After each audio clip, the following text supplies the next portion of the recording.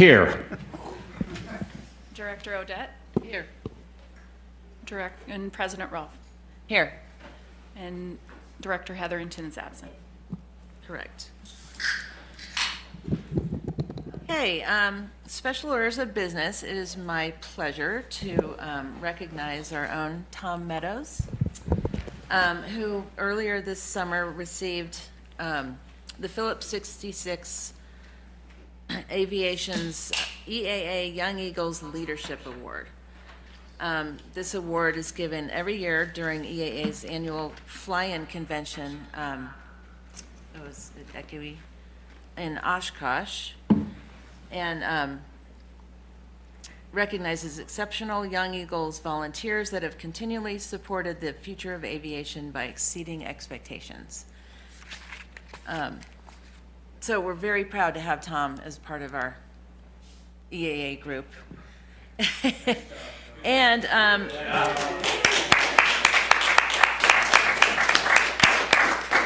and the other thing that happened just a couple weeks ago, is August 12th, I think, Tom gave his 2,000th ride to a young eagle.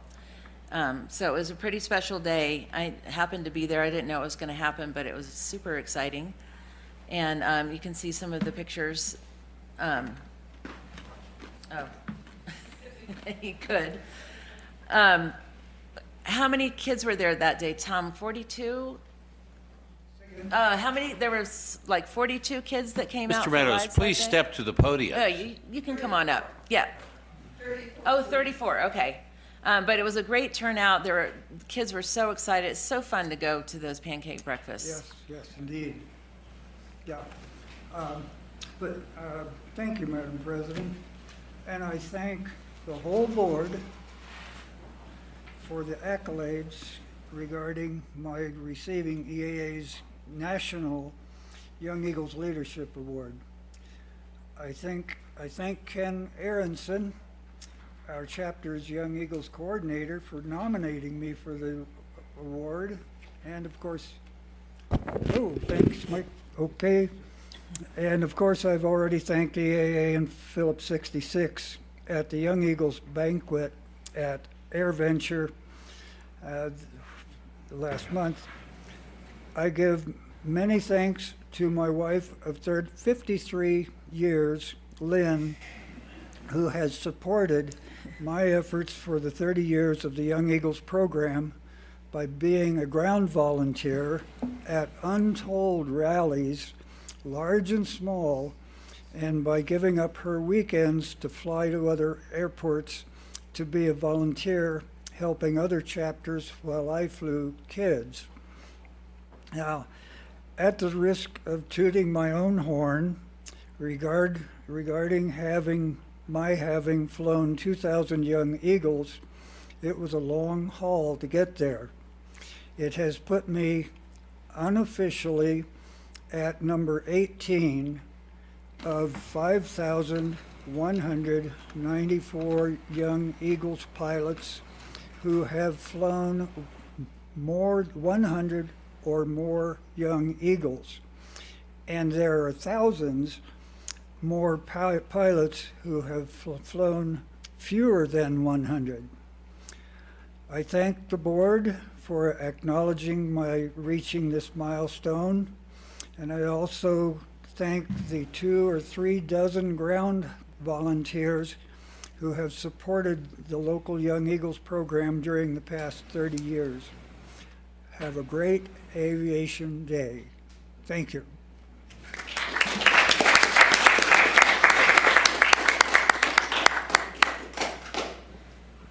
Any comments from the board?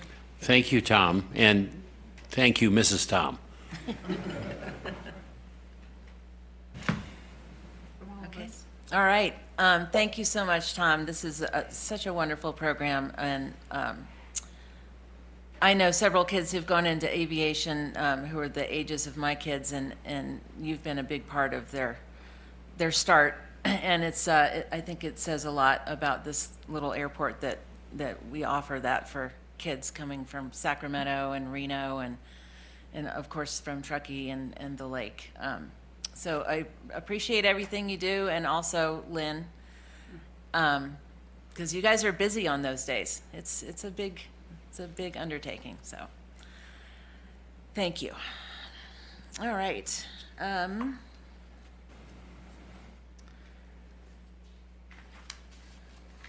Before we get to public comment, I would just like to remind everyone, and in particular, anybody who's part of an organization that has applied for the agency partnerships, of the process, and we've set it up in a way to try to make it fair across the board for everyone. And I'm just going to read you this paragraph from our policy 311.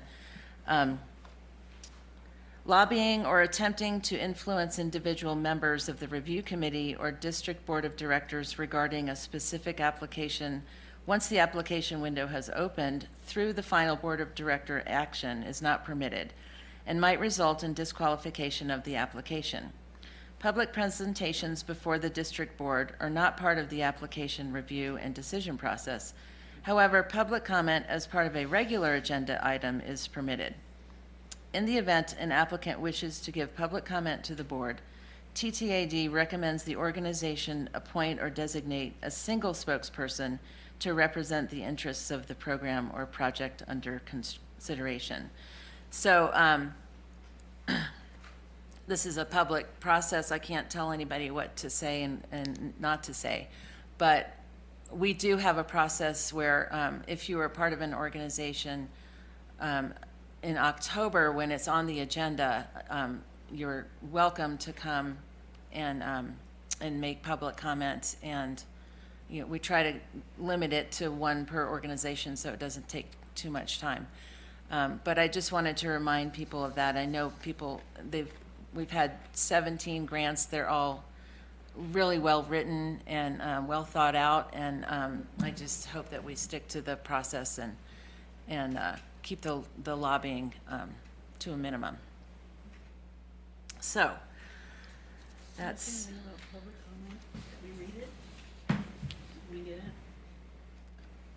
Oh, yes, I do. Falls under this, right? Yeah, I could say it now. And the other thing that I wanted to point out about public comment is, especially when we get emails,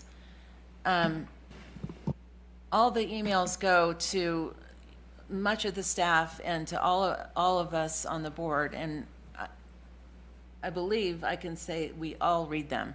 I read them immediately, and it becomes an issue if we all try to respond to them, that we don't know who's responded or what other person has, and it can get really messy and Brown Acty, and that's why we don't generally respond to public comment. But I do want to assure people that they're being read, and often I don't talk to my other board members, but I'll talk to Rob or to Jeff or a staff member about that public comment. So there's a lot going on behind the scenes, and I just want to assure people that it's all being absorbed. So if you don't get a reply from us, it doesn't mean that we're ignoring you. Okay, modification of the agenda. I believe Rob had. Yeah, I had one modification if I can under the consent item for monthly community sponsorship request. Item number 25, request with the EAA chapter. I have a staff meeting set up for this next Friday with the leadership of the EAA, which we're going to discuss this topic that's on here. So if I can, I'd like to defer this until next month at least, so I have a chance to walk through this request along with other requests that we are considering for the EAA to make sure it's a complete request all at once. So I'd like to remove that from today's agenda. Great. Right. Anybody else have any modifications? Okay. All right, speak your piece reminder. I'd just like to remind everybody to pay attention, be aware, and attend to the world and the people around you. Listen, focus on others in order to better understand their points of view. Be inclusive. Welcome all groups of citizens working for the greater good of the community. Don't gossip and don't accept when others choose to do so. Show respect. Honor other people and their opinions, especially in the midst of a disagreement. Be agreeable. Look for opportunities to agree. Don't contradict just to do so. Apologize. Be sincere and repair damaged relationships. Give constructive criticism. When disagreeing, stick to the issues and don't make a personal attack. Take responsibility. Don't shift responsibility and blame onto others. Share disagreements publicly. Okay, so now is the time for public comment on any item that's not on the agenda. Okay, let's go. Hi, my name is Bob Belden. I've lived in the community for over 50 years. 30 of them have been in the Prosser Heights community, which is above the middle school, if you're not familiar with that. It's a great place to live, except on Fridays, Saturdays, and Sundays when the jet traffic is treetop level coming over our houses. The planes are coming in, and I'm sure I don't need to tell you folks this. I'm sure I'm not the only one. I'm just not good with a computer to send you anything, so I'm here. It's gotten out of hand. The last couple of weekends, the planes seem to be flying lower. I don't know what the reason is for that. But Sunday afternoon, Saturdays and Sundays are, it's not fun to even be home because of the traffic that's coming over. The planes are coming out of here, they're trying to climb. I know what they're trying to do. They're full throttle, it's loud, it shakes your house. You can't really even be outside during this time. They're flying right over a middle school, a very busy church, a commercial area, and a hillside covered with houses. And I know this has been brought up before. I know you're limited on what you can and can't do, but if there is any way we can start pushing these planes a little bit farther east over the bug station and have them hang a left at Prosser Lake, it's going to eliminate a lot of problems down the road. I've spent 33 years in the fire service. I know what can happen with these things on takeoff. I've been to a number of these incidences. And I think it's just a matter of time before something bad happens in that area over there. And I don't want this to happen. So if there's anything we can start doing, if there's any sort of talk we can do or push these guys to start flying somewhere a little bit farther north or whatever, I would really appreciate it if you'd start doing this. I think it's getting out of hand. And if I knew when I purchased my home, if I knew that I was going to be in the flight path of all these jets, I probably wouldn't be living there right now. And most of the people in the neighborhood are all the same. Some of them have lived there their whole lives, born and raised here, and they've had enough. Thank you. Thanks, Bob. You bet.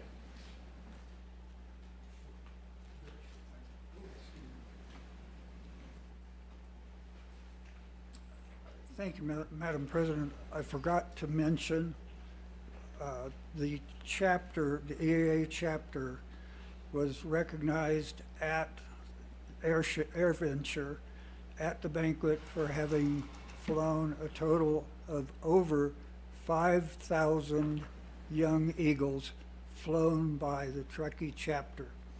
So just to let you know if you didn't know. Thank you. Thanks, Tom.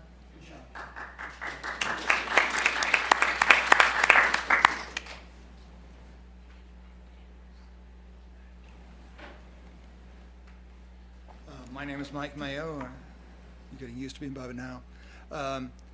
Thank you, Kat, for your comments about the public comment process, which has been entirely unclear.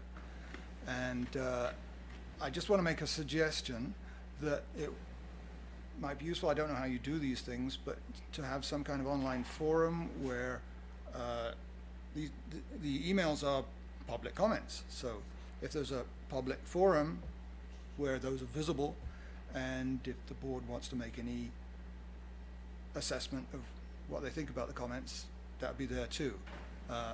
Just a suggestion. Make sense? Yep. Thanks, Mike. All right, anybody else in the room or on Zoom? Clarify that they are part of the board packet and that we can't talk about it if it's not on the agenda? Sure. Yeah, so Teresa reminded me, when the emails come in, they are attached, after the board meeting, they're attached to the minutes.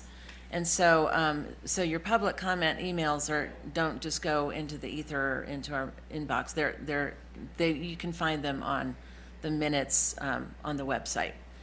And we can't comment on it if it's not agenda. Right, and we can't comment on, if it's not agendized, there's nothing we can comment on. So, is that correct, Josh?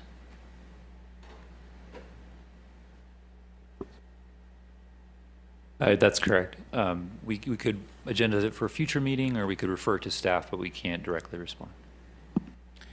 Yeah, and I'd like to remind everybody as well, if you have an item that you would like to be agendized, there is a process for the public to request that. And there's no guarantee it will be on there, but that's on the website somewhere.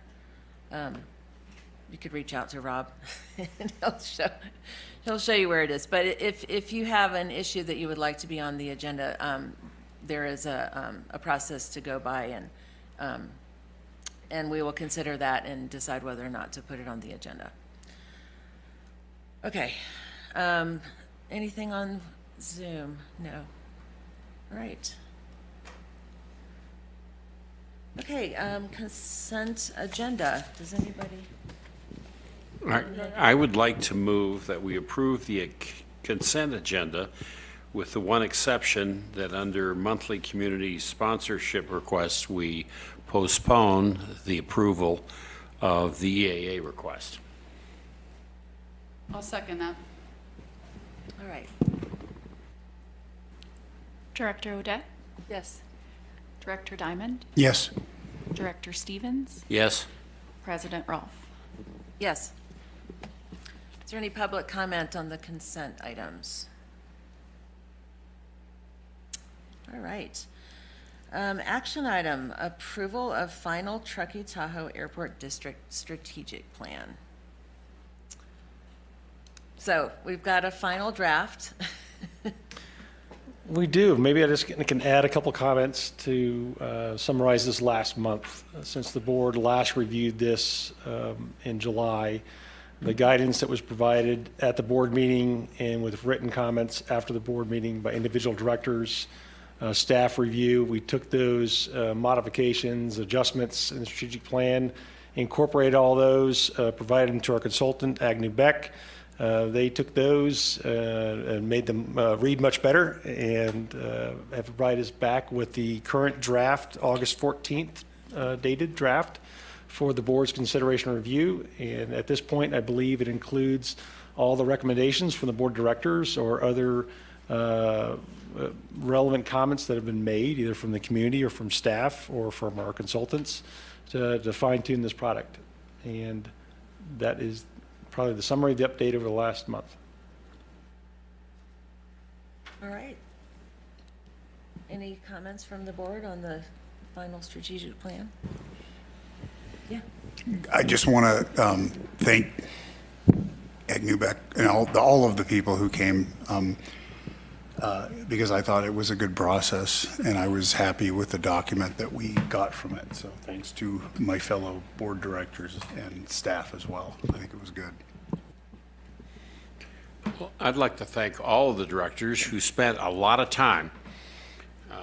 We had a lot of meetings on this subject, and it was around the last election, which was a little painful, and the process helped us get through that and do some good work for this strategic plan. So I compliment and thank everybody who worked on this, both staff, our board, and our consultant. All right. I obviously want to thank everyone as well and just say it's not perfect, but it kind of covers all the bases for most of us. Not everything that everyone wanted got in there, not everything that everyone wanted out got out, but it's just, I'm pretty proud of it at this point. And that's it.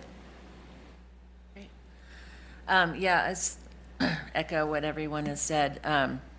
And I think, to your point, it's not perfect, but I don't think that was the goal. And I think I'm really excited. This is the first time since I've been involved with the airport that we've had a strategic plan that we can use as a tool. And even as a reminder of all the work that we did when we get into discussions or of priorities or maybe even disagreeing, we can remind each other and say, remember when we spent all those hours on the strategic plan and we did agree on a lot of things. And so that feels really good to me that we've got that product. And I so blown away with what Shauna and Ellen did with a million little sticky notes and pulling it all together and just providing us with something that's really great. So, is there any public comment on the strategic plan? Yep.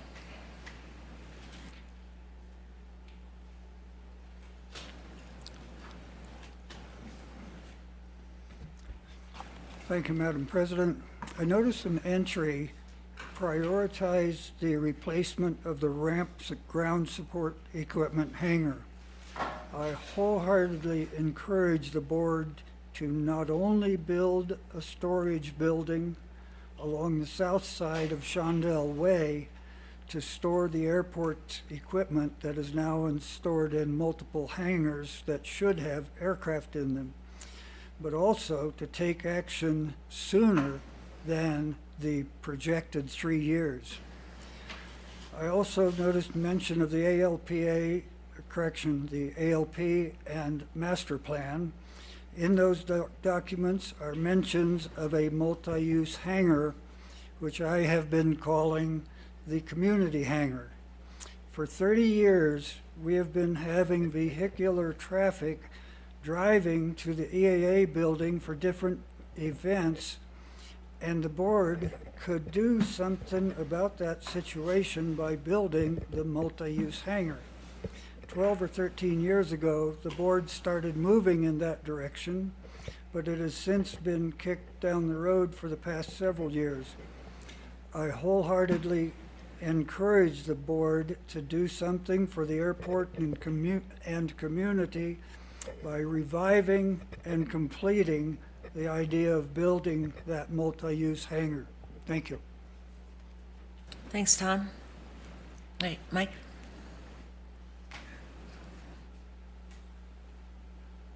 Yeah, Mike Mayo again, and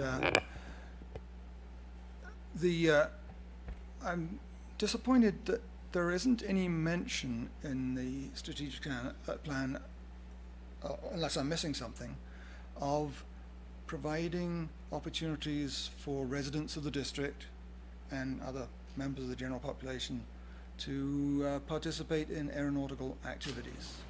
And it seems that the customers that you're serving these days are the very jets that the firefighter fellow was complaining about.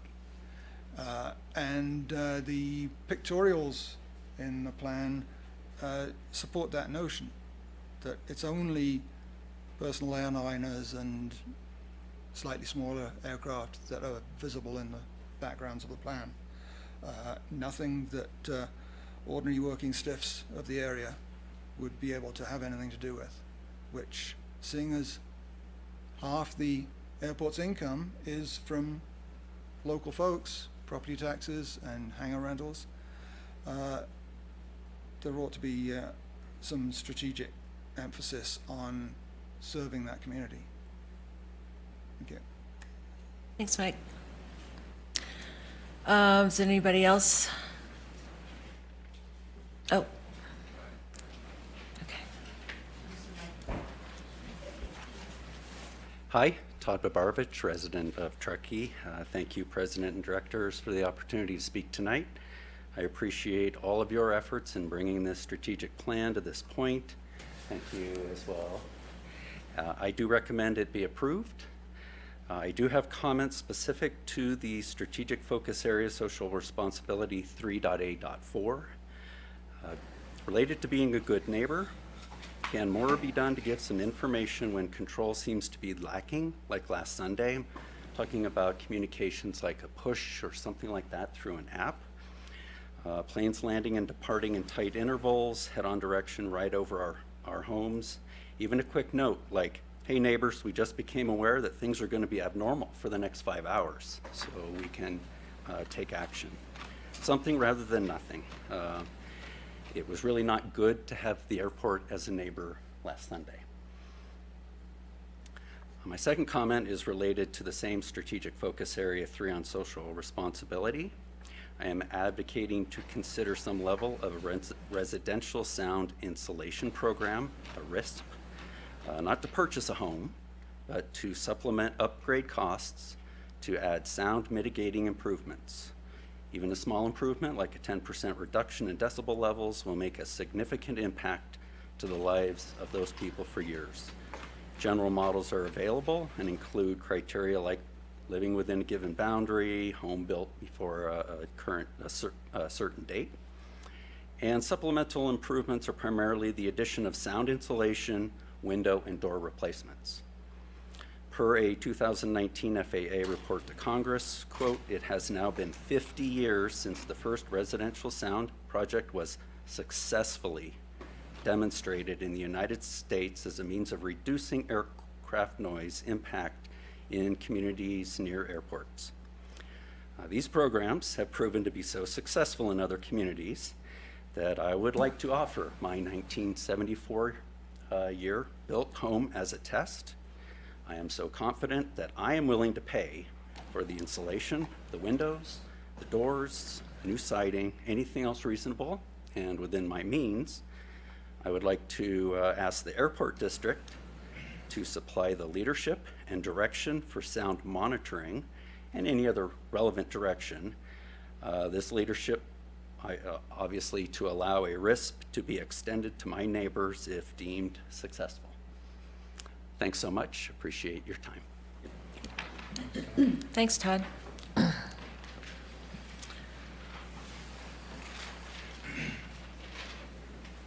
Hey, good afternoon, board.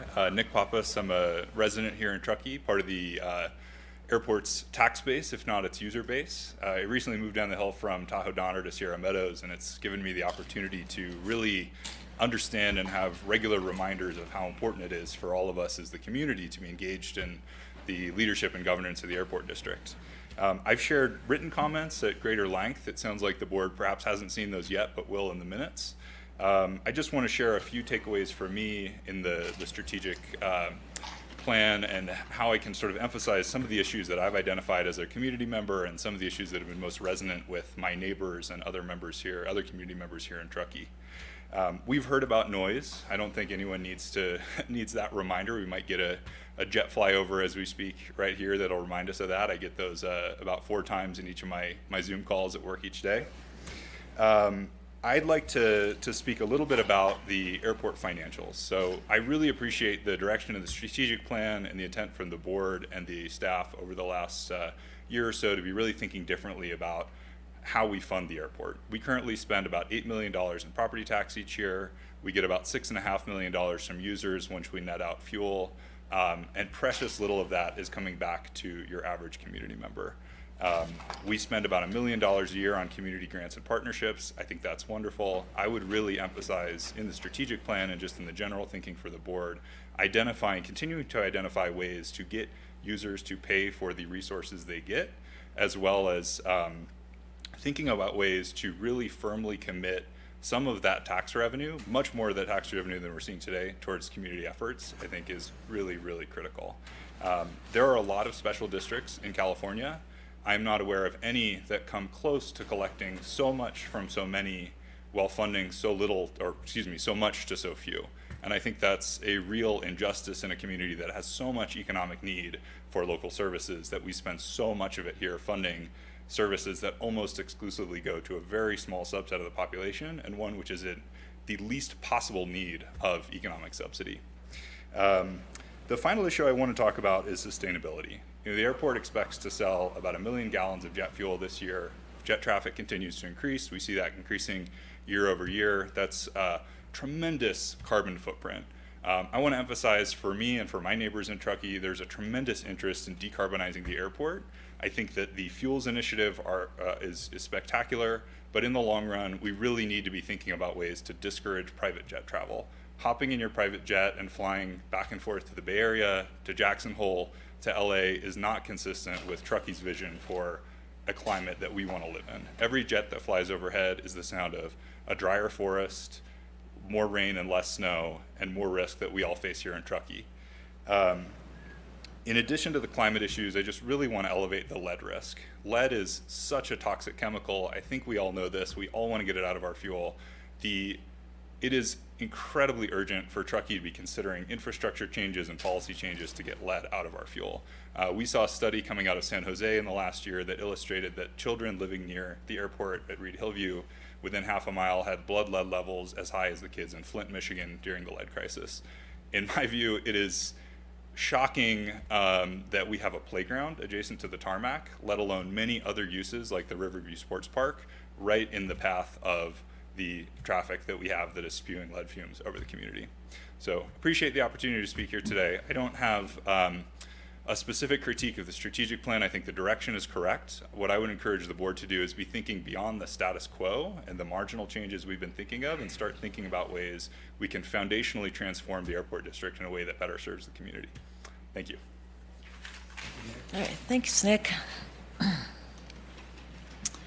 right, oh, I see Colin Butcher has his hand up.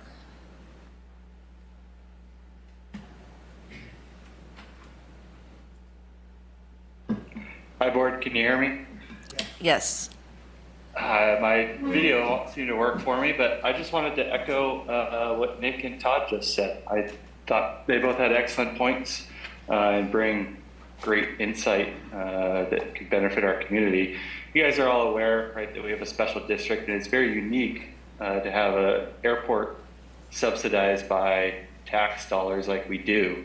And the FAA even states that airports ought to be self-sustaining on their user fees. And if we look at that, that means in the simplest sense, we could have $8 million to spend back on the community. To double back on what Todd said, you could do a lot of sound insulation and be a really good neighbor and have a true impact to help mitigate this noise that it seems like we don't have a lot of control over otherwise.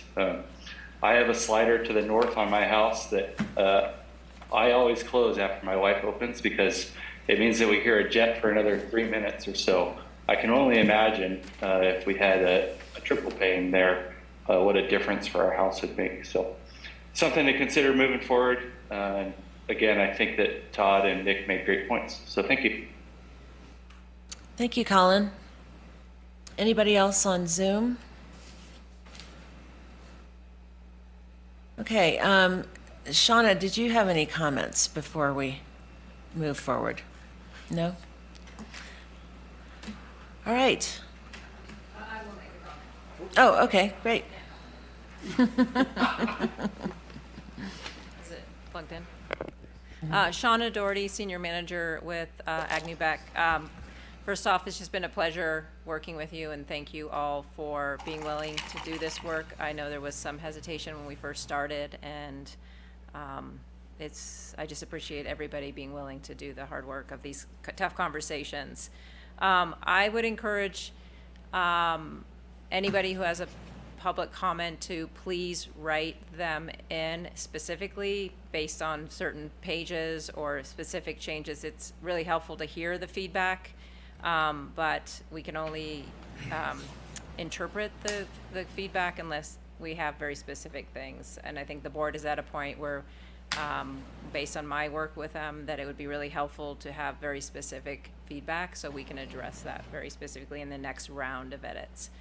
But I just wanted to say thank you and to really encourage you. I'm going to be keeping my eye on these meetings, and I really hope that I hear the comment that you are referencing this as a tool as far as, and other tools, the data and the staff reports, but that staff references it and you all reference it in your thinking and your decision-making, and we see this tool really serving you in the future for your decision-making and thought process. So thank you for inviting us to be part of this. Thanks, Shauna. I just want to clarify that because of something Nick said, when the public comments come via email, we see them immediately, and then they get attached to the minutes after the minutes have been typed up. So coming into a board meeting, every one of us has read all the public comments that came in previous to the board meeting. So, yeah. So I don't have the sample motion, but I'll make a motion that we approve the final Truckee Tahoe Airport District Strategic Plan. I second that motion. Director Diamond, Yes. Director Stevens, Yes. Director Odette, Yes. Director Rolfe. Yes. Hooray. Wow. I know, it feels like that's a real win. Yeah. Yay. Years of work, well done. That's right. Well done. Okay, on to discussion items, board committee assignments and ad hoc reports. Did someone have a report? I think Lauren said they went to every 2 months, so they don't necessarily have a report on the mountain, on the housing. Well, they they have hired a new ED. Oh, they have hired, yes, okay. It's Yeah, Heidi Heidi Alstad. Alstad. It's a good hire. It is a good hire. She hired her from the Martis Fund, which means she's really good because they pay good money at the Martis Fund. They have a lot of money. Okay. All right, well, kudos to them.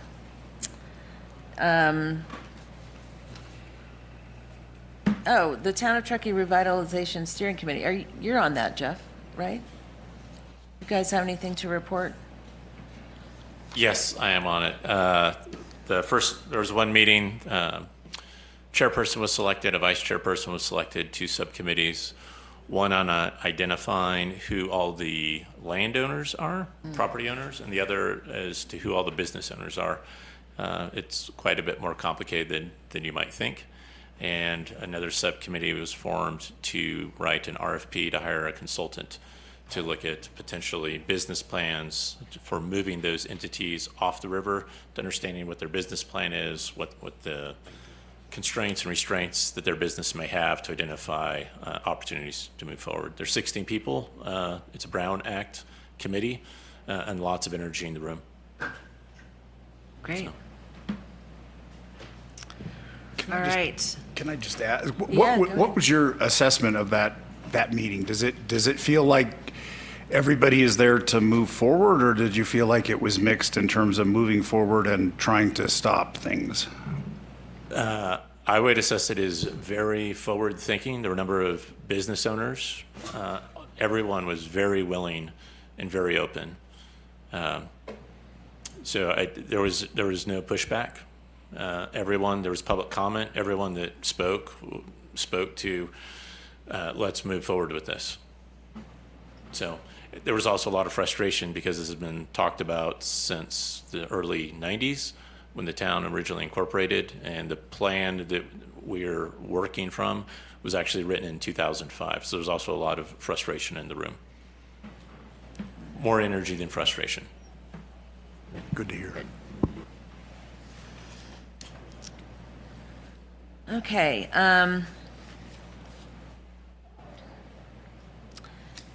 Climate Transformation Alliance report. Anything to add to that, Rob? No update at this point, Okay. other than the upcoming meetings that are on there.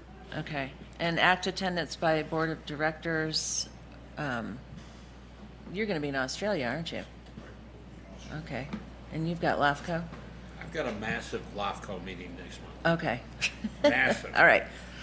I'll go. Okay, we don't have a topic yet. I'm waiting for how this meeting came out and a couple of other factors, so we'll probably be setting it here this next couple days. Okay, great. All right, general managers, is there any public comment on any of the ad hoc committee reports? No. General managers report, did you have any highlights or anything you would like to talk about? Sure, Kat. If I could highlight just a couple items. At the end of my report, in item 4, we are implementing a new parking here at the terminal in our long-term parking, and there's some details.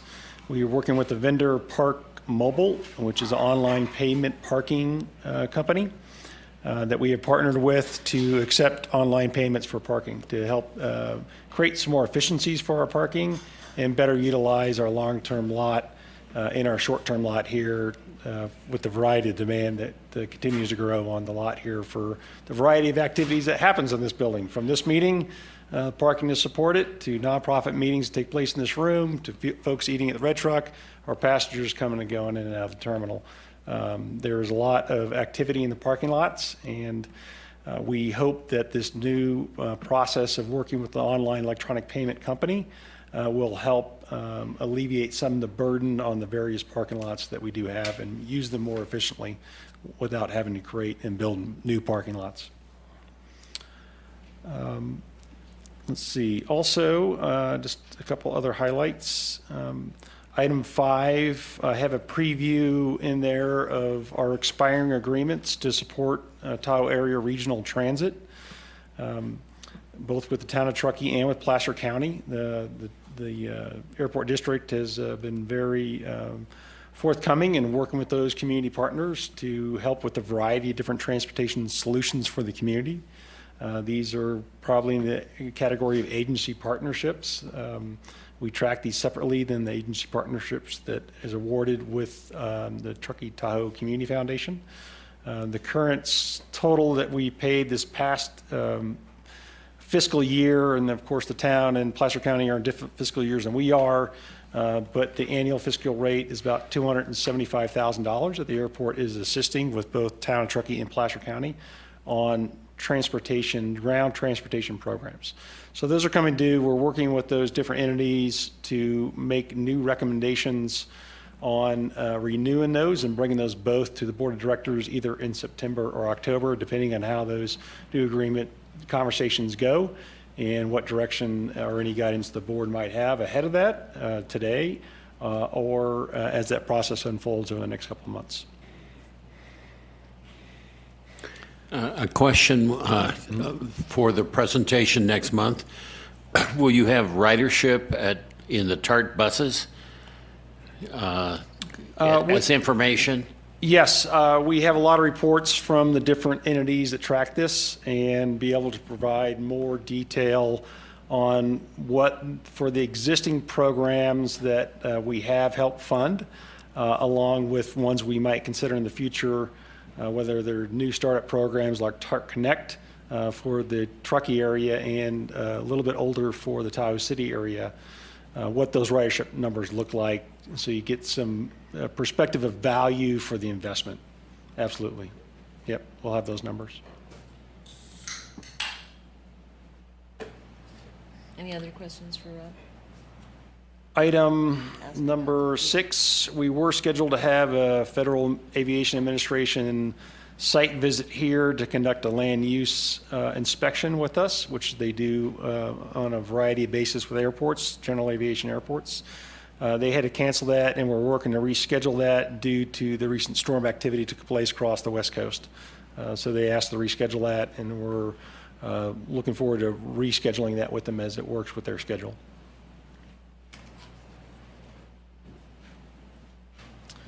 We also have in my report, maybe just add a few more details, our runway reconstruction is taking place with runway 220. It's on schedule. It's scheduled for 70 days. It started just about 2 weeks ago. It's scheduled through the end of October. Of course, there may be a couple rain delays in there based on weather conditions that do happen as part of our contract agreement. But they are on schedule. The entire length of 220 has been pulverized, and they're working on all the supporting work with the conduit and the lighting and the various steps in the process to get to paving a new surface for that runway. As a result of that, and as many communities may have seen, we did send out a postal mailing to notify people that this construction was underway, would be underway, is underway, and would be proceeding through the end of October, and it will have a concentration of air traffic over our primary runway, which will be during that 3 months essentially a concentration over certain neighborhoods over other ones that normally would receive traffic from runway 220. We did get a lot of public comment, we got a little bit of public comment about our fuel pricing here at KTRK, and I just wanted to add maybe just a little perspective on that, just so folks were aware. Our current today fuel price for Jet A fuel, and at the Truckee Tahoe Airport, we buy 75% of the Jet A fuel we buy is SAF fuel, which is called Sustainable Aviation Fuel, abbreviated as SAF. And we mix that with the 25% Jet A fuel in our tanks, which is much more aggressive than I think you'll find at any general aviation airport. So we have a very high concentration of very sustainable aviation fuel we offer for sale here. The current sale price, the market price of that we offer it based on the market rates and the cost of SAF in our blend that we offer is $10.73 a gallon. 26% of our jet traffic customers buy our jet fuel at that price, or whatever the current weekly, daily price is. Only 26% pay that. The remaining 74% of our consumers that buy jet fuel from us, which has this high SAF blend, pay under the AvFuel contract fuel pricing. The non-local tenants pay $8.27 a gallon currently, and our locals pay $6.77 a gallon under this contract fuel arrangement. Do you have the percentages on those two numbers? So I don't have the percentage of those two numbers. It's very low percentage for locals on our contract fuel program, though. It's only, I think, 6 jet aircraft here stationed in hangars here. And Mountain Lion. And Mountain Lion Aviation. I'd like to On their get those, not tonight. Sure, we provide those separately, Okay. absolutely. But again, 74% of those buy fuel at not the 10.73 rate, but at the 8.27 rate for non-locals that are hangared here. For folks that are hangared here are buying it at $6.77. When Those you're- are today's rates. Those go up and down every week. When you're talking about this, I know this is Jet A. What's the situation? I thought we've really worked hard on eliminating lead from our fuel. What are the facts? Yeah, good question. So Jet A sustainable aviation fuel, or Jet A/SAF fuel, is for our jet aircraft. Our piston aircraft burn 100 low lead, and that's currently what we have, is the only fuel product we have. There is some solutions, and it's about 100,000 gallons a year roughly is what we sell in that category. Close to 800,000 gallons what we budget to sell in the Jet A category. So there is an arriving market solution to move away from 100 low lead fuel, and that's in my report. And as that comes into the market, we're looking to replace the 100 low lead with the new standard that's good for every small piston engine aircraft, irregardless of their brand or type. Just like 100 low lead is good for all the piston aircraft. When that comes online, we'll just replace our entire fuel system for low lead with the new standard that is lead free. And what's Expected about 2 years from now. 2 years? Right. It's currently not available in the market, but it has been approved last October, I believe, by the FAA as a certified fuel new standard without lead. There are other similar type solutions, but they're not good for all piston engines. And so we're not going that route right now because it would be an additional resource requirement for us to have to build a whole nother fuel system. Not good because of the engine? Because the different engine types, the engine would have to individually, pilots have to individually certify their plane for that fuel type. and it's not good for, it's about maybe half the piston engines. So it's not a full solution, right? And I'll stop there, and I think one of the things Jeff will highlight, or it's in the aviation community report, is the month of July, we did see about a 16% reduction in jet traffic here at the airport for a variety of reasons. Just like the first half of the year, we saw a significant reduction, actually, not only jet traffic, but jet fuel sales. So part of, you see in the financials that Kelly may talk about that she highlighted, is that our fuel sales numbers are down, almost half of what they were to budget. And the majority of that reason, I would say, is not because of fuel pricing, but because we are not seeing the jet traffic here through a very long winter. A lot of weather the first 6 months of the year has significantly impacted our traffic and our fuel sales here. And that is my highlights, Thank you. unless there's questions. Yeah. Any more questions? Yep. So you said it was 677 that locals are paying for Jet A on contract. Correct. So they're paying what I'm paying for avgas, which is That's close to the current rate of avgas, correct? okay. Or And 100 are- low lead, the other term for avgas. Right. Aviation gasoline. Right. So as a percentage of the cost or value of an aircraft, they're doing pretty good in terms of my $85,000 airplane versus a multi-million-dollar jet buying fuel for the same price. My question is, actually, aren't we poised to be making a big infrastructure investment in the jet delivery, the jet fuel delivery with the new truck?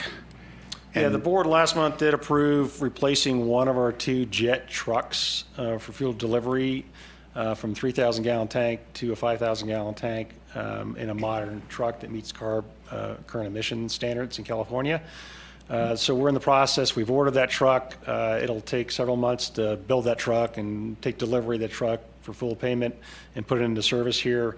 But what that allows us to do is be able to hold more sustainable aviation fuel here, Jet A fuel, on site so that we can meet fuel demands and not have to rely upon sometimes the inconsistency of the fuel supply network to get the fuel that we want here in the time that we want it and need it in order to sell it and provide it. And part of that solution is in the strategic plan as well, and that is adding another fuel tank to our fuel farm on the Jet A side so that we can continue to move towards buying and holding 100% sustainable aviation fuel here and meet our customer demands without supply chain interruptions between here and the Bay Area where we get it from. So what would you say are there advantages to that, to the Jet A purchasers in this investment that's coming up? Or is the advantage As far to as us? our suppliers are concerned, I think there are some advantages in that working with our supply chain, that we're putting ourselves in a better position to have better sales here of sustainable aviation fuel and not have to rely upon a incomplete transportation infrastructure that would force us to take Jet A fuel instead of sustainable aviation fuel because it's more widely available. Jet A is over sustainable aviation fuel. So we'll be able to buy it on a consistent basis and hold it on a consistent basis.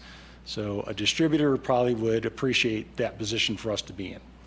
And do we know whether the purchasers of the Jet A, particularly the locals, do they not want sustainable fuel? Would they prefer to just have the old style? I don't think I have a consistent data point on preference over one or the other. I've heard good feedback on both sides, I would say. Okay, In thank the you. balance, I think most of our local tenant Jet A customers has been very supportive of sustainable solutions. Great, thank you. Any other questions for Rob? Any public comment on the general manager's report? Okay, moving on to aviation and community services report. Jeff, do you have highlights? I do. And up on the screen, just a couple weeks ago, we Truckee was added to the FAA's webcam website. I don't know if we were the first, but us and Catalina were the first two in California to be added to the site. So it's really cool. Emily, if you look at just north of the lake, you see those 4 big green arrows. That's Truckee. So if you click on, that to your left.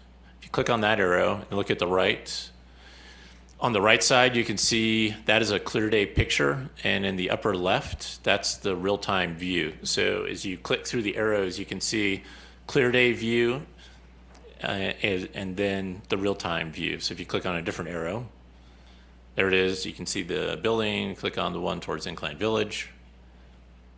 And again, on the right is a clear day view, and to your left, what it looks like right now. So super cool, and lots of really good information that you can highlight along the left side of the screen. I say we, it was really Mike Cook, who's been working on this for almost a year, working with the FAA to get all the electrons to talk. So we were super excited about doing that. It's on the website as well. And so pilots can start using that. The other highlight is we held 2 Air Traffic Control 101 briefs over the past month. In total, we had about 40 pilots attend. Really good conversations, lots of learning. I learned a lot as well. It wasn't just about air traffic control. It was also about the interaction between our tower, Oakland Center, and the pilot getting in and out of Truckee, both on their visual flight rules and instrument flight rules. We had an Oakland Center rep with lots of good information just to provide the pilots context of what the Oakland Center controllers are doing. So it was a really good conversation. 2 items came up during those conversations that I think might be worthy of mention. 2 systems that we don't have here. One is called the FIDO. It's the Flight Information In and Out Data Device. Again, it's referred to as FIDO. So if you're a pilot and you call tower to pick up your VFR flight plan or your IFR flight plan, right now our controllers pick up a telephone to call Oakland Center, get all the information, then they hop on the radio and relay it to you. If we had a FIDO system, our controllers would be able to look up the information real time, or if you asked for a change in your flight plan, they could go directly in and make those changes as opposed to making that intermediate phone call. We do not decide. It's up to the FAA. The airport's looked into it a couple times over the past couple years, and the FAA has said, no, it's not worth it for Truckee to get that. We'll reopen the conversation, but just to be real clear, we don't decide on that. It's up to the FAA. There's also a contractual piece that would be involved with Midwest ATC. The other thing that came up during the ATC 101s was something called Starlight. It's a system where our tower controllers could see what the Oakland Center controller would see. It's very expensive. That has been asked before, the FAA, and the FAA typically does not provide those to contracted towers, particularly a non-federally contracted tower. From talking to Larry, there would be some benefit, but not a ton of benefit. We get a lot of for having a VFR tower, we're kind of already getting the information we need right now between Airboss and Vector. But I thought that would be good information because that came up during the ATC 101s. And I got to do some homework and talk to Larry, Oakland, and some other folks. So, the third item I'd like to mention is there's a VIP temporary flight restriction everyone's seen in the news. I would assume it's President Biden, who is the very important person. So that TFR, temporary flight restriction, operates until the 26th. We've had really good work and compliance with the local pilots. And, talked with Larry today, and he's talked to the FAA, Secret Service. We've had really good compliance. And so as of today, knocking on wood, we have not had any issues, which is fairly atypical for something that's not used to having a VIP TFR and for this length of time. The last item I'll mention is in terms of noise and annoyance, and Rob mentioned this a little bit. So jet traffic is down 16%, but our noise complaints in the month of July are down 72% July on July. So that's a huge reduction. I'm not sure if there's been a little bit of reduction in the general aviation traffic. We've had some poor weather. It's also been concentrated on 1129, which is not necessarily good because that typically generates more noise complaints. But in general, last year, July, we had 318 noise complaints. This July, we had 89. So it's a significant reduction. Another piece might be, don't know yet, it's too soon to tell, but the Mogul 1 departure that went into effect in January pushes some of the jet departures closer over 89, a little bit farther to the east, maybe not as far east as the gentleman mentioned earlier, but I think there might be something to the Mogul 1 with July being our highest jet month that may have changed something. I won't hang my hat on it, so that is a working hypothesis for right now. But big reduction in noise complaints in general. And if I can just add, just to honor some of the public comments of the experience of some of the local community, August has been a very busy month here, and we have not seen the reductions in fuel sales or traffic that we saw in July. So some of the traffic the folks are feeling is real. It's been a busy August. Mary would say people are stopping calling in. Is that a possibility? It's also a possibility that everyone attended the air show and they like airplanes. Question for you, Jeff. Yes, The ma'am. first two software items, I assume they're software, that you mentioned that the tower. They're actually very old hardware, which is one of the reasons they're so expensive. It's like teletype, so. You said the FAA hasn't approved it for us. Does that mean they haven't approved funding for us, or can we go buy it ourselves, or do we need their permission? It's a great question. My understanding, and I'm going to reopen the conversation, particularly for the FIDO, because Larry and the tower controllers think it would be very helpful. It's the FAA has to say yes, you can get it, and there's a second funding piece. There could potentially be an option where we if they approve it, we purchase it. But the FAA position, when it was asked, when Hardy was in this, and I think this conversation started around 2-ish years ago, the FAA's position was, no, we're not going to do it for Truckee, for this non-federally contracted tower. But I'll reopen the conversation. The FIDO system is around $100,000-ish when we asked 2 years ago, and it's about another $80,000 to $100,000 a year to maintain. It's a very old, if you looked at it, it looks like a 1970s era computer. But it's safer. The FIDO, I wouldn't say is safe. It's safer in the sense that it's just moving information. So if you are taking off IFR, I would say November 123, cleared to San Jose, climb maintain, 1010,000, expect 280 in 5 minutes. Contact Oakland Center on 123.9, squawk 1457. That, what I just relayed to you, I would have to call Oakland Center as the controller, ask the Oakland Center, hey, what is the clearance for November 123? They would read it to me, then I'd read it back to you. So the safety concern would be in the sense of, as the controller, did I mess it up, as opposed to having it on a printed out strip.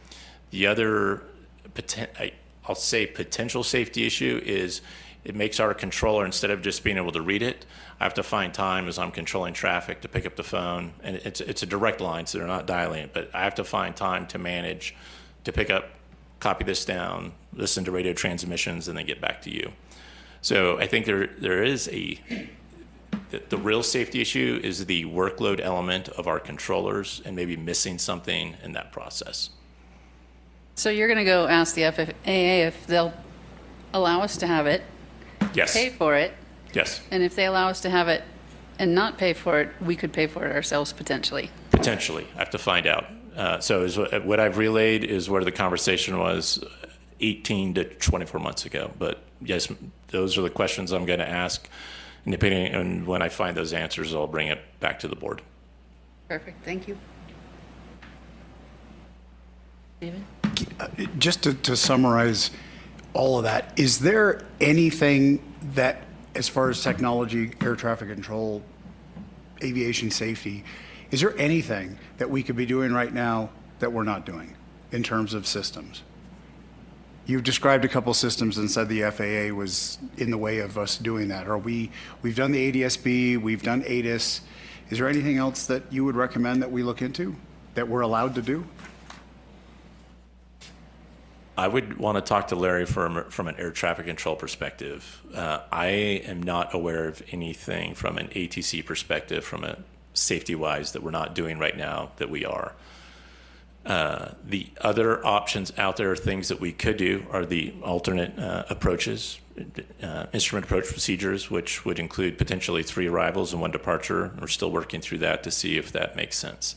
That's the only other outlier that's out there that I can think of. Thank you. Yeah. David, if you're asking about surveillance, we could do a small radar system, not traditional radar, but modern microwave radar. If we really wanted to go big and view every object that flies through our airspace, radar. And how much And is just that? to put that so everyone could hear, there could be an option of doing I think microwave, sometimes it's referred to as millimeter wave radar. I'm assuming it would be really expensive, but as it is right now, we see 99% of the traffic with ADS-B. When you say really, really expensive, what does that mean? Mike? Probably north of 1.2. Yeah, I think that would be cheap. I think it'd be more than that. And then once you do that on your own, you're on the hook for it. So and then the other piece is our controllers are VFR, Visual Flight Rules controllers.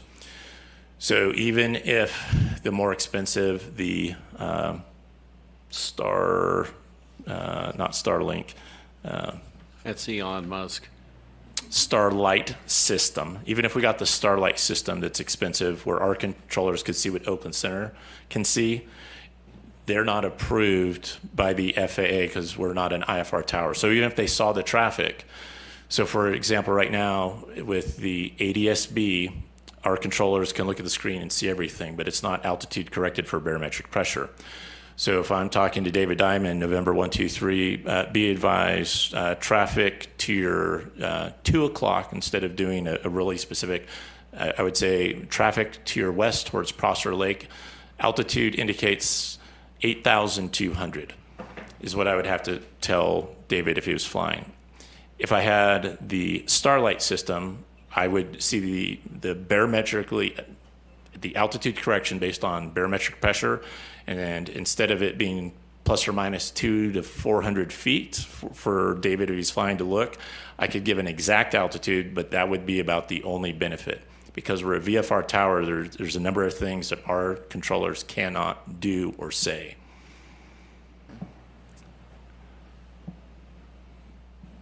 It gets complicated. I'll keep it real. Our tower has all the tools that they can use effectively and safely to operate a visual flight rules tower. It would be very, very challenging, and it would be an FAA decision in order for us to become an instrument flight rules controlled tower. We just don't meet the traffic counts, and there's a lot of other things that would have to go into it.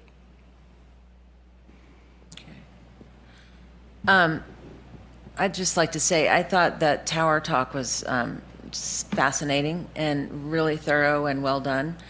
And I would love to revisit that at some point and record it so that people who were not able to get there could see it on the website. I think that it's that valuable.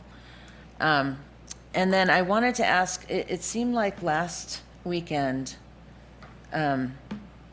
I never hear jets over my house because they're always too high. But I heard a lot of jets over my house. And I kept looking on Flight Radar, like, who is that? And there's nothing. And is it possible those were military jets that were accompanying him? Was it this weekend or last weekend? Last weekend, yeah. So I think there was probably one jet in particular that we got a couple phone calls on. It was Sunday, I think. Yeah, I think they it was were. Sunday. The weather was poor. Mm-hmm. It was poor for Truckee. It was bad for IFR. So, anyways, they were flying here.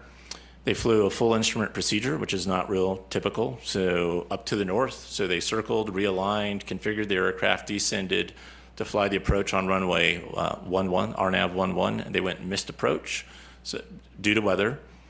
But the weather minimums are really high. it's like 2,000 foot ceiling and 3 miles of visibility, which is, for in aviation, that's pretty good weather. For Truckee, though, that's not good weather just because of the mountainous terrain. So they were in the weather, they went missed approach. The missed approach is a climbing left turn directly back over towards Prosser, over towards Stampede. And when they did that, it generates a lot of noise. Okay. And the So- aircraft was maneuvering over about 10 miles to the north of Truckee as they were setting up for the approach. Okay. And they were In the weather. What runway were they landing? What one? So we took a couple phone calls on that just because it sounded very different. Yeah, it did sound really different. Mhm. But when I look on my flight radar and I can't see the. You would have heard it where your house is. Yeah. It would yeah. have been very non-standard. What does it mean when I can't see the plane that just flew over my house on the flight radar? Yeah, so Flight Radar is a free application you're probably using, and some operators can pay not to be listed on there. Oh, okay.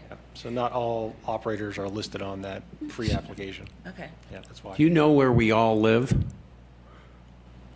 Yes, I do. I have cameras. Actually, Mike Cook has cameras outside. I know generically where you live because you've all referenced it. Right here on planet Earth. All right. Is there any public comment on the aviation report? Oh, great, Nick. Thanks. Thank you. I just wanted to make a brief comment on the exchange just now on noise. I thought it was, really insightful for me to hear how the board is thinking about it and staff are thinking about it.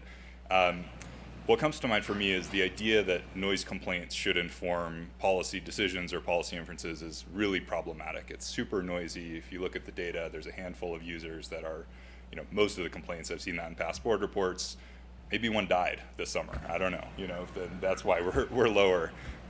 In my professional space, in my industry, if we want to know if a power plant is causing pollution, we don't wait for people to call in and say they have asthma. We use sensors, and there's decades of experience with noise sensors that could exist in the community to provide much better information than noise complaints. We're talking about such a noisy data set.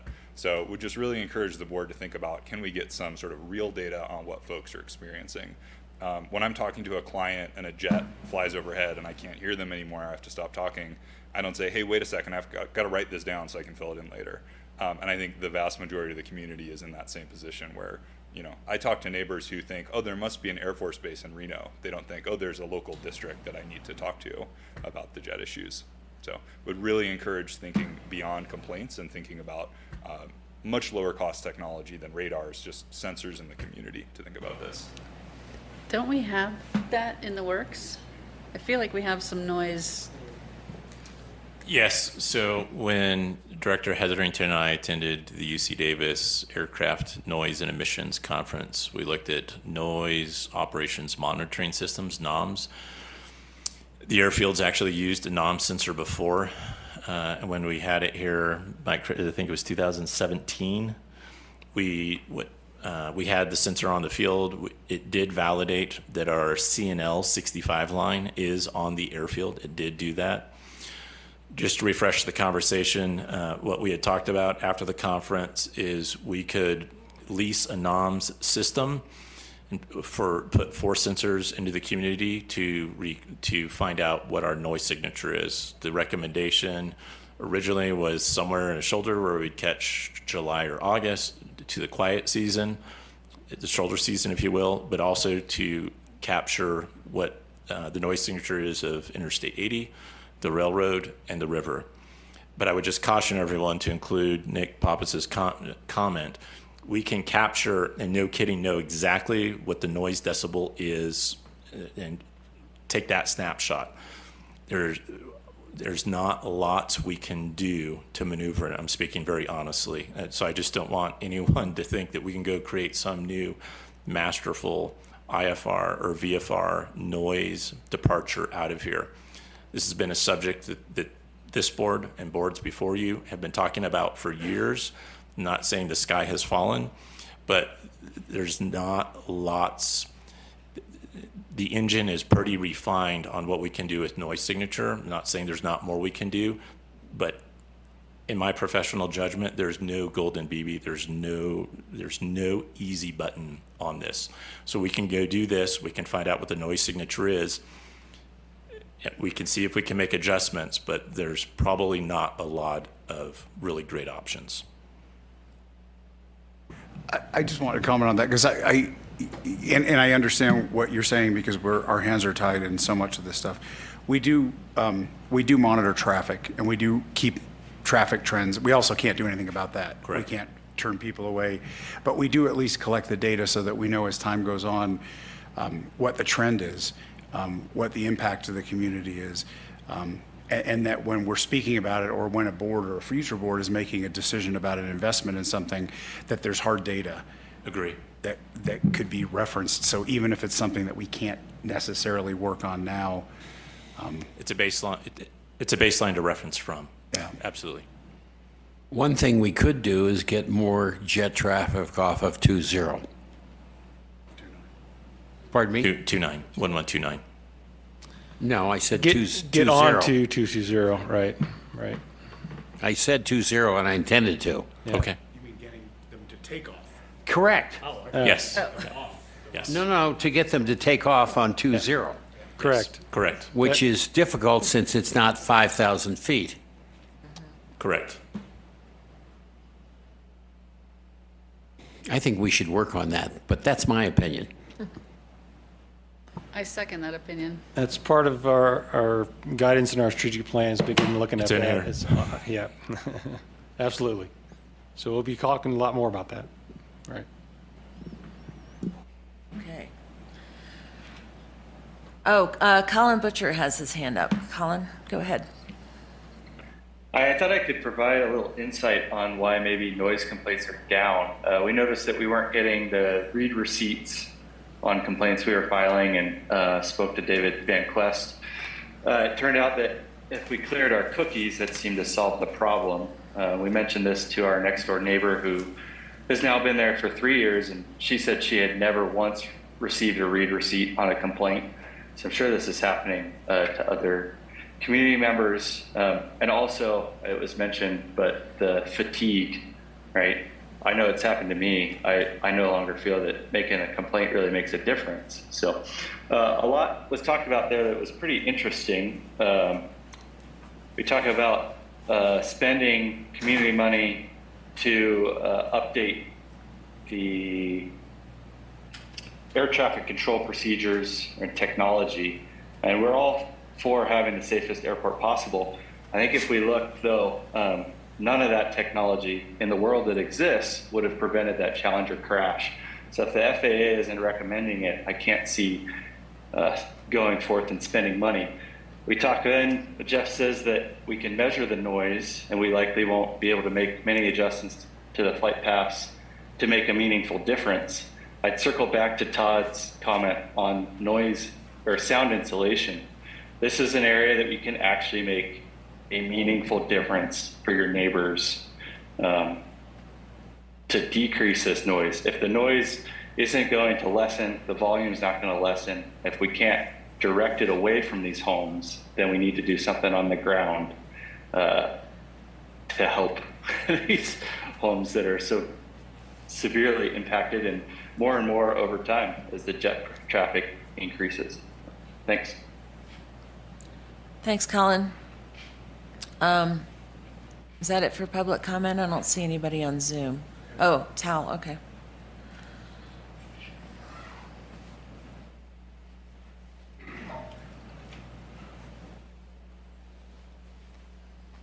Hi, Tal Fletcher, Sierra Meadows. I live about a mile away in a noise-sensitive house, and I just wanted to say a couple things. Number one, thank you for the report, and congratulations on a relatively quiet July. I know there's more to it than just that, but it's great that you guys are doing what you can to track it and doing what you can to mitigate it, and just want to say thanks for that. Also, thank you for hosting the air traffic control sessions. I was hoping to make both. Couldn't make the first one, made the second. It was great to see you guys there. It was great to see Kat there. Really productive, and just asking for as much of stuff like that as possible. That's really those are cool events for locals to be able to participate in. So thank you. Thanks, Tal. All right. Finance and Administration Report. Kelly, do you have any highlights? Thanks. July, again, as we know, operations down, as Rob and Jeff both echoed here. We're catching up slowly but surely in August, a lot busier as we've seen with traffic and fuel sales.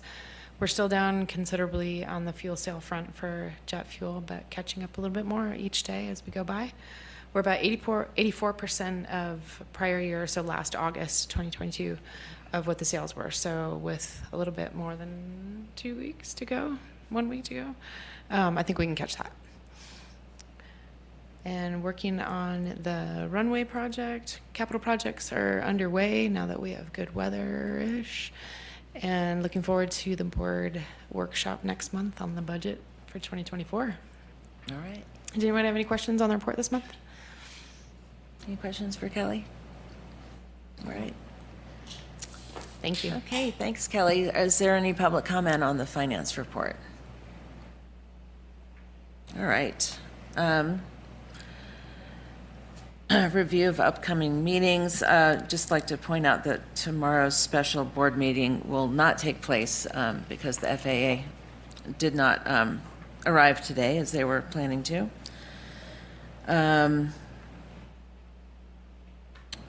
Any conferences?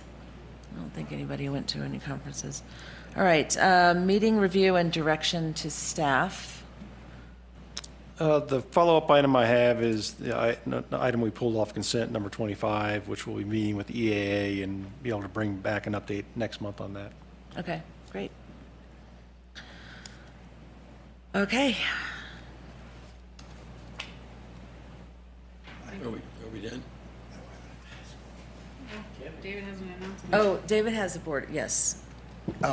Yeah, just to let the community know that on September 10th through the 19th, the Truckee Tahoe PUD will be hosting their community circles outreach meetings, and they wanted us to share that with as many people as we could to help them define their priorities moving forward for what they do for their community. And then you can find out more information about that at tdpud.org. I think you left out the fact that you're playing the Hollywood Bowl this weekend and then to Australia. Huh. Bon voyage. I won't make either of those performances. Thank you. Thank you, Rick. I would also like to point out there's the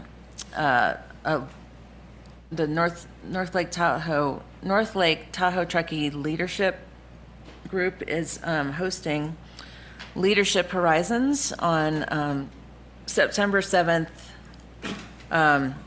Networking starts at 5:30, talk begins at 6, and it's here in this room.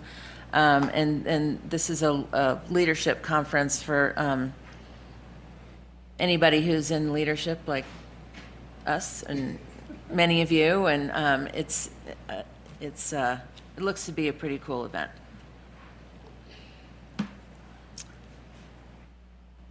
And that's it, I think. I'll make a motion to adjourn. Second. Director Diamond, Yes. Director Stevens, Yes. Director Odette, Yes. Director Rolfe. Yes. All right, good job. Thank you.